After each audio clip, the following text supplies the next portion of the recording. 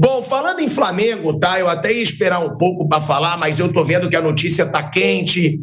Mauro César Pereira me avisou aqui que tem notícias exclusivas sobre o futuro do Gerson, que pelo jeito já tá indo embora hoje, Mauro, é isso? Não diria que são exclusivos, tem colegas também com informação parecida, né? O Zenit teria feito já o depósito, tá, dos 25 milhões de euros na conta do Flamengo. O Flamengo aguarda a confirmação do banco e a aceitação do dinheiro. Já explicamos aqui em outra ocasião que por toda a situação vivida pela Rússia, né, até essas operações financeiras são um pouco mais complexas. Então, o Flamengo aguarda que o banco acuse o recebimento e está ok, que o dinheiro está na conta, e aí o Gerson segue para o Zenit. O Al Nassr se interessou pelo jogador, lá o Jorge Jesus, mas ele já tinha acertado com o Zenit, já tinha fechado com o Zenit, então ele não pode fazer essa escolha agora.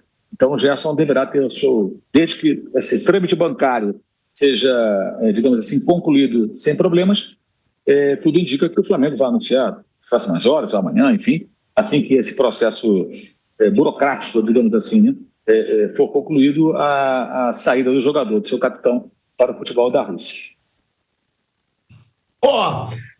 O Mauro trouxe essa informação e aí eu até vou trazer uma coisa exclusiva que eu soube ontem, e aí não vou falar nome, mas vem do Vampeta, hein?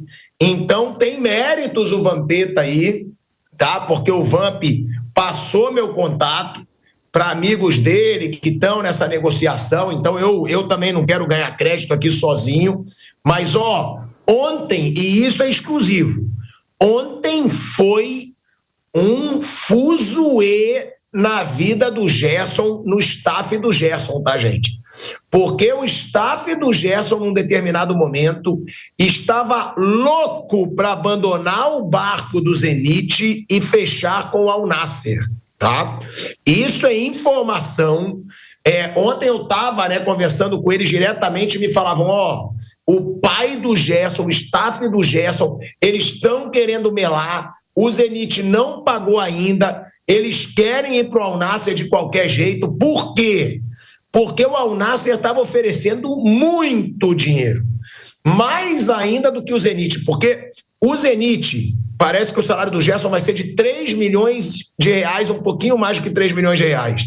Na Arábia, pelo que essa pessoa me falou, e que é muito ligada ao empresário que está levando o Gerson para o Zenit, tá? A pessoa que me ligou tem relação direta com o empresário que está levando o Gerson para o Zenit. Família do Gerson, staff do Gerson ficaram ligando ontem o dia inteiro para o empresário, tentando uma forma de não fechar com o Zenit. E aí o que aconteceu? O empresário falou para o Zenit, se vocês não pagarem, pode dar ruim. Ele quer ir embora. O Al Nassr veio oferecendo mais. E a proposta que me falaram é surreal. Eu vou até pegar aqui, tá?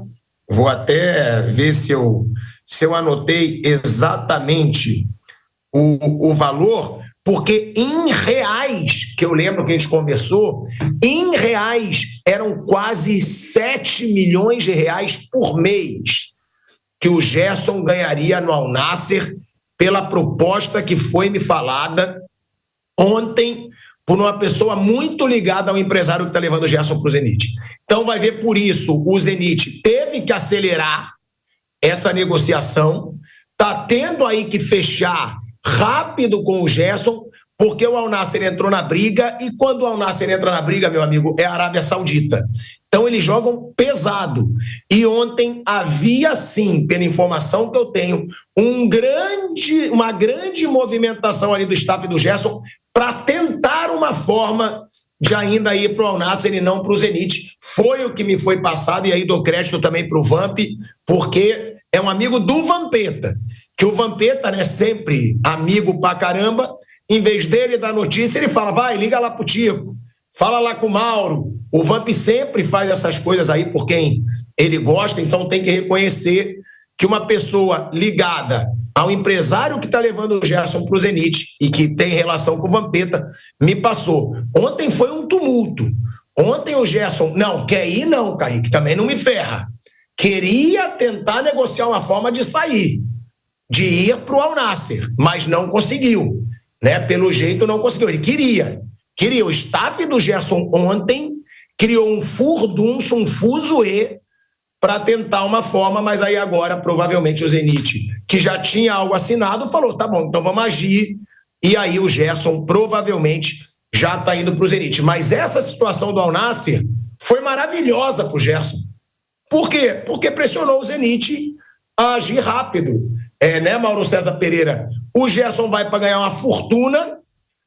Agora, a pergunta que eu faço, Mauro, é esse meio-campo do Flamengo, sem Gerson e agora sem Pulgar, né, Mauro? Porque ele teve uma fratura.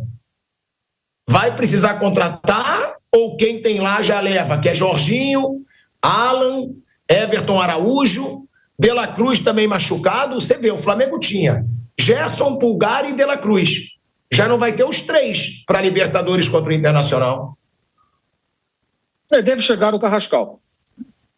E acho que é questão de tempo, já falei isso tem várias semanas, né? E não deveria acontecer nada até o final do Mundial, porque a janela só abre dia 10. Então, é provável, diria que é praticamente certo, tá? Salvo aí uma reviravolta muito grande, o Flamengo vai anunciar o Carrascal como um jogador para ser o reserva da Arrascaeta, ou disputar com ele a posição, jogando por dentro, e podendo fazer também um armador pelo lado do campo, como o Gerson faz, só pelo lado esquerdo, né? Mais pelo lado esquerdo. Então, a tendência é essa. A tendência é que esse jogador seja contratado e mais um atacante que o Flamengo está buscando. Essa seria a reposição para o Gerson, acredito eu. Vai fazer muita falta, o Gerson é um ótimo jogador, é o capitão do time, mas eu acho que vai ser uma situação insustentável também, porque não dá para conviver também nesse eterno vai e vem. Nunca está bom, sempre tem parente falando, dando entrevista, falando sozinho no podcast, sei lá onde, e tumultuando, agitando. Então, acho que por mais que ele seja um bom jogador, acho que não dá para todo mundo ficar se curvando esse tipo de coisa.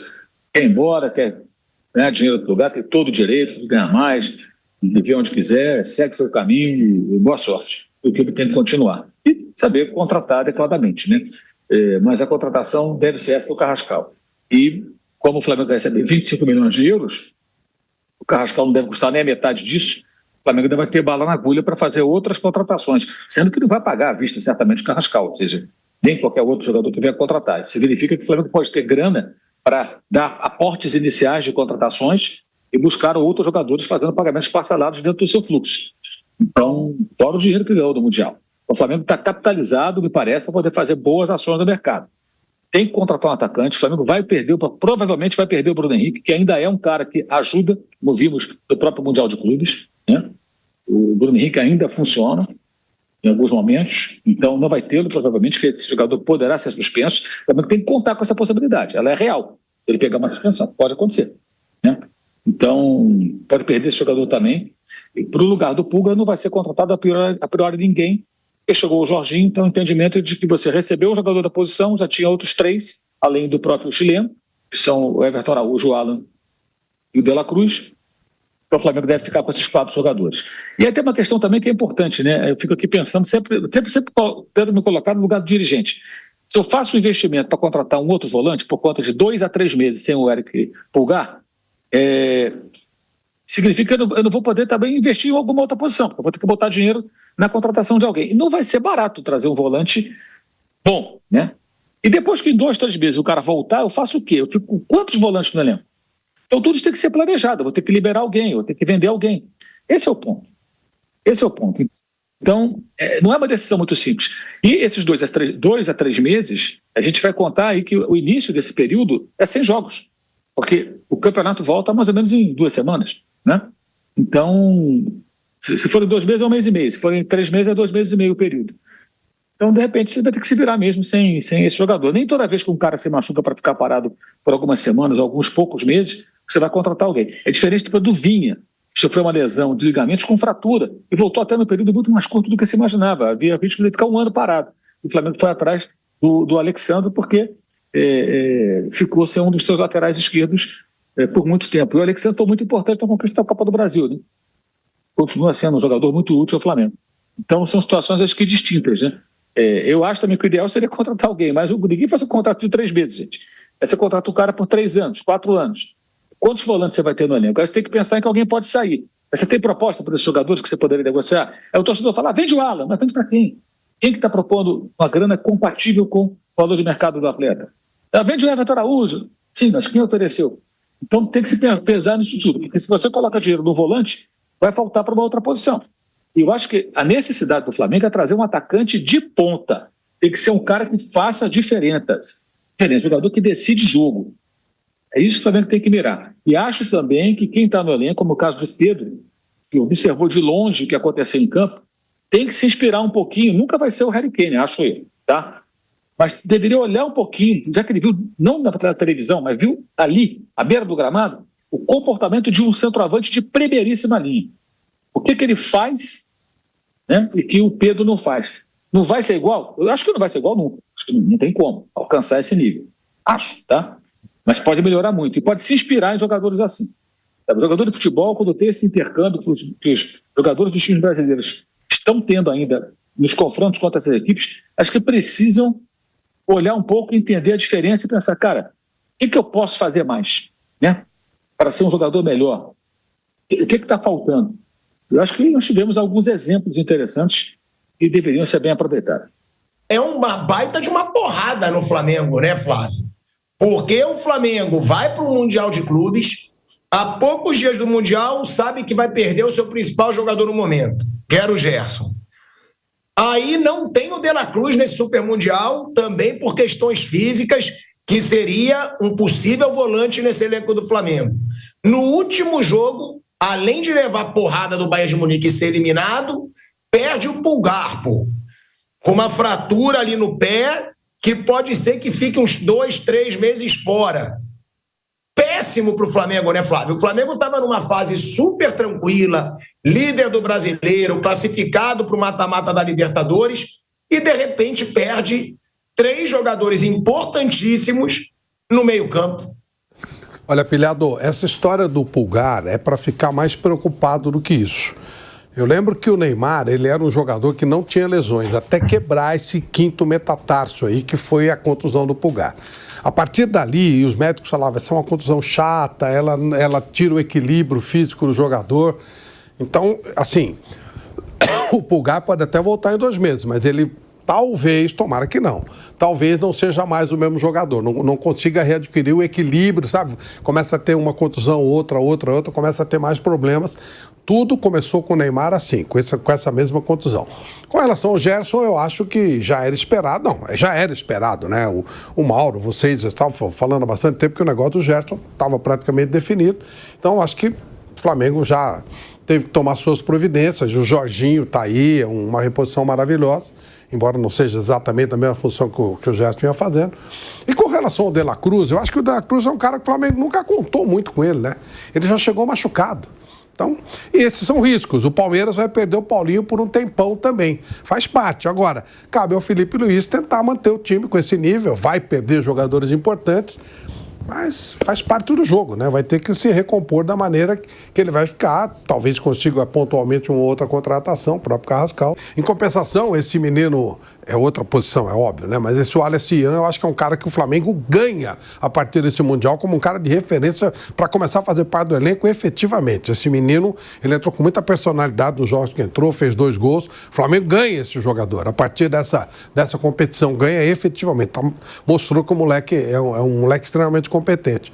Eu acho que o Felipe Luiz, ele tem capacidade suficiente para remontar o time. Agora, o que eu tenho dúvida, sinceramente, é como esses times que estão disputando o Super Mundial vão se comportar na volta ao Campeonato Brasileiro contra times que estão aí parados, só treinando, né, deram férias e tal.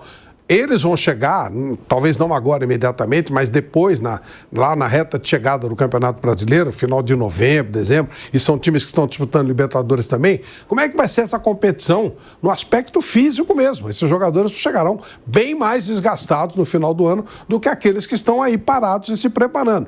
E o Bruno tem citado, e eu acho que esse é um time que é para prestar atenção. O Cruzeiro pode ser o grande favorecido nessa situação. O Cruzeiro está aí, só sendo montado, ajeitado, tranquilo. enquanto os outros estão lá num desgaste muito grande, não só desgaste físico, né? Desgaste psicológico. A derrota do Flamengo vai ter um peso, a derrota do Botafogo já gerou demissão. Palmeiras e Fluminense ainda estão lá e a gente não sabe como é que vai ser, se eles saírem ou se forem até o final. Enfim, aí é o desgaste físico. São situações a serem consideradas, além desse fator das contusões que você citou.